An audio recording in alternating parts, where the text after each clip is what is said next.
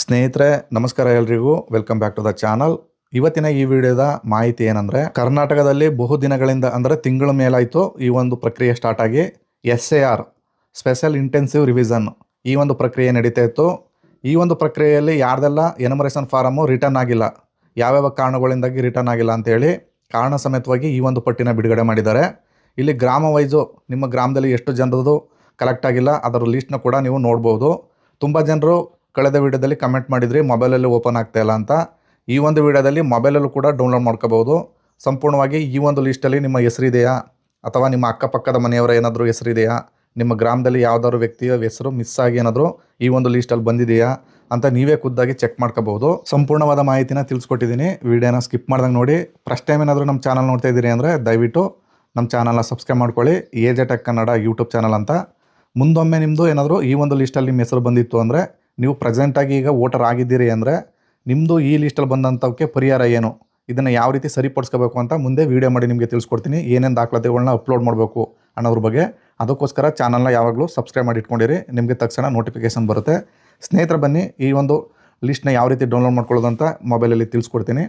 ನಿಮ್ಮ ಮೊಬೈಲಲ್ಲಿ ಕ್ರೋಮ್ ಬ್ರೌಸರ್ಗೆ ಹೋಗಿ ಅಲ್ಲಿ ಸರ್ಚ್ ಬಾರ್ಗೆ ಹೋಗಿ CEO ಕರ್ನಾಟಕ ಅಂತ ಟೈಪ್ ಮಾಡಿ, ಅಲ್ಲಿ ಫಸ್ಟ್ ಆಪ್ಷನ್ನೇ ಬರುತ್ತೆ CEO ಕರ್ನಾಟಕ ಅಂತೇಳಿ. ಆ ಒಂದು ಆಪ್ಷನ್ನ ಕ್ಲಿಕ್ ಮಾಡ್ಕೋಬೇಕು. ತದನಂತರ ನಿಮಗೆ ನೆಕ್ಸ್ಟ್ ಪೇಜು ಈ ರೀತಿ ಓಪನ್ ಆಗ್ತದೆ. ಮುಖ್ಯ ಚುನಾವಣಾಧಿಕಾರಿ ಕರ್ನಾಟಕ ಅಂತೇಳಿ ಅಫಿಷಿಯಲ್ ವೆಬ್ಸೈಟ್ ಓಪನ್ ಆಗ್ತದೆ. ಇಲ್ಲಿ ಮಧ್ಯಭಾಗದಲ್ಲಿ ಒಂದು ಸ್ಕ್ರೋಲ್ ಆಗ್ತಾಯಿದೆ ನೋಡ್ಬೋದು. ASDDO ಅಂತ ಓಪನ್ ಆಗ್ತಾಯಿದೆ ನೋಡಿ, ಲೀಸ್ಟ್ ಅಂತೇಳಿ ಸ್ಕ್ರೋಲ್ ಆಗ್ತಾಯಿದೆ. ಆ ಒಂದು ಲೀಸ್ಟ್ ಮೇಲೆ ನೀವು ಟಿಕ್ ಮಾಡಬೇಕು ಅಥವಾ ಕ್ಲಿಕ್ ಮಾಡಬೇಕು. ತದನಂತರ ಈ ರೀತಿ ಪೇಜು ಓಪನ್ ಆಗ್ತದೆ. ASDDO ಅಂದರೆ ಏನು?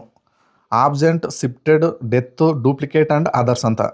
ಇಷ್ಟು ಕಾರಣಗಳಿಂದಾಗಿ ಇಷ್ಟು ಜನರ ಫಾರಮ್ಗಳು ಈ ಲೀಸ್ಟಲ್ಲಿ ಬರ್ತಕ್ಕಂಥವ್ರದ್ದು ಕಲೆಕ್ಟ್ ಆಗಿಲ್ಲ ಅಂತ BLOಗಳು ರಿಪೋರ್ಟ್ ಮಾಡಿರ್ತಕ್ಕಂಥ ಲೀಸ್ಟ್ ಇದು. ಇಲ್ಲಿ ಆಲ್ರೆಡಿ ಎನ್ಯುಮರೇಷನ್ ಫಾರಮ್ನ ಪ್ರತಿ ಮನೆಗೆ ಕೊಟ್ಟಿರ್ತಾರೆ. ಅಲ್ಲಿ ರಿಟರ್ನು ಅವ್ರಿಗೆ ಹೋಗದೇ ಇರ್ತಕ್ಕಂಥದ್ದು ಕಾರಣಗಳಿಂದಾಗಿ ಡೆತ್ ಆಗಿದ್ರೆ ಅವರು ವಾಪಸ್ ಕೊಡೋಕ್ಕಾಗಲ್ಲ. ಹಾಗೆಯೇ ಶಿಫ್ಟೆಡ್ ಆಗಿದ್ರು ಕೂಡ ಆ ಒಂದು ಫಾರಮ್ ಕಲೆಕ್ಟ್ ಆಗಿರಲ್ಲ. ಆ ಒಂದು ರೀಸನ್ನ ಇಲ್ಲಿ ಕೊಟ್ಟು BLOಗಳು ತಮ್ಮ ಆಪ್ ಮುಖಾಂತರ ಅಪ್ಡೇಟ್ ಮಾಡಿರ್ತಾರೆ. ಅದನ್ನು ಇಲ್ಲಿ ಜಿಲ್ಲಾವಾರು ಲೀಸ್ಟ್ನ ಮಾಡಿ ಈ ಒಂದು PDF ಕೊಟ್ಟಿದ್ದಾರೆ. ಈ ಒಂದು ಲೀಸ್ಟ್ನ ಓಪನ್ ಮಾಡ್ಕೊಳ್ಳೋದು ಹೇಗೆ ಅಂದರೆ, ಸಪೋಸ್ ನನಗೆ ಕೋಲಾರ ಅಂತ ಕ್ಲಿಕ್ ಮಾಡ್ಕೊತಾ ಇದ್ದೀನಿ. ನಂತರ ಕೋಲಾರದ್ದು ಈ ರೀತಿ ಓಪನ್ ಆಗ್ತದೆ. ಇದು ಜಿಲ್ಲಾ ವೆಬ್ಸೈಟು. ಜಿಲ್ಲಾ ವೆಬ್ಸೈಟಲ್ಲೂ ಕೂಡ ಕೋಲಾರದ್ದು ಓಪನ್ ಆಗಿದೆ. ಕೆಲವು ಜಿಲ್ಲೆಗಳದ್ದು ಡಿಫ್ರೆಂಟಾಗಿ ಓಪನ್ ಆಗ್ತದೆ. ಇಲ್ಲಿ ಕೋಲಾರದಲ್ಲಿ ಇರ್ತಕ್ಕಂಥ ಕಾನ್ಸ್ಟಿಟ್ಯೂಯೆನ್ಸಿಗಳು ಓಪನ್ ಆಗ್ತವೆ. ಇಲ್ಲಿ ಮಾಲೂರು, ಕೋಲಾರ, ಬಂಗಾರಪೇಟೆ, ಗೋಲ್ಡ್ಫೀಲ್ಡು ಈ ಥರ ಓಪನ್ ಆಗ್ತದೆ. ನಾನು ಮಾಲೂರು ಅಂತ ಕ್ಲಿಕ್ ಮಾಡ್ಕೊತಾ ಇದ್ದೀನಿ, ಕಾನ್ಸ್ಟಿಟ್ಯೂಯೆನ್ಸಿ ಅದು. ಈ ರೀತಿ ನಿಮ್ಮದು ಜಿಮೇಲ್ನ ಕೇಳುತ್ತೆ. ಜಿಮೇಲ್ ಆಲ್ರೆಡಿ ನಿಮ್ಮ ಮೊಬೈಲಲ್ಲಿ ಇತ್ತು ಅಂದರೆ ಅದು ಆಟೋಮೆಟಿಕ್ಕಾಗಿ ಓಕೆ ಅಂತ ಮಾಡಿ ಈ ರೀತಿ PDF ಓಪನ್ ಆಗ್ತದೆ. ಈ ಒಂದು PDF ಪರ್ಟಿಕ್ಯುಲರ್ ಆಗಿ ಈ ಒಂದು ಕಾನ್ಸ್ಟಿಟ್ಯೂಯೆನ್ಸಿ ಅಂದರೆ ವಿಧಾನಸಭಾ ಕ್ಷೇತ್ರದ ಎಲ್ಲ ಬೂತ್ಗಳನ್ನ ಒಂದೊಂದು PDF ಆಗಿ ಮಾಡಿರ್ತಾರೆ.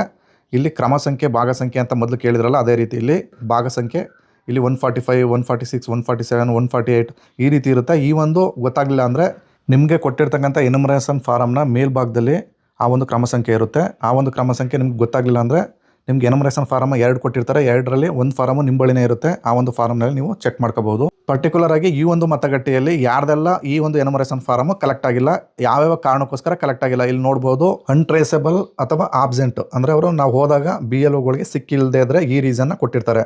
ಡೆತ್ತು, ಇನ್ ಕೇಸ್ ಅವರು ಡೆತ್ ಆಗಿರೋ ಅವ್ರ ಫಾರಮ್ನು ಕೂಡ ಕಲೆಕ್ಟ್ ಆಗಿರಲ್ಲ. ಹಾಗೆಯೇ ಆಲ್ರೆಡಿ ಎನ್ರೋಲ್ಡ್ ಆಗಿತ್ತು ಅಂದರೆ ಇವರು ಆಲ್ರೆಡಿ ಕೆಲವರಿಗೆ BLO ಆ್ಯಪ್ನಲ್ಲಿ ಆಲ್ರೆಡಿ ಮ್ಯಾಪಿಂಗ್ ಆಗಿರುತ್ತೆ. ಅವರು ಫಾರಮ್ನ ರಿಟರ್ನ್ ಕೊಟ್ಟಿರಲ್ಲ. ಹಾಗೆಯೇ ಕೆಲವರು ಆನ್ಲೈನಲ್ಲೂ ಕೂಡ ಮಾಡ್ಕೊಂಡಿರ್ತಾರೆ.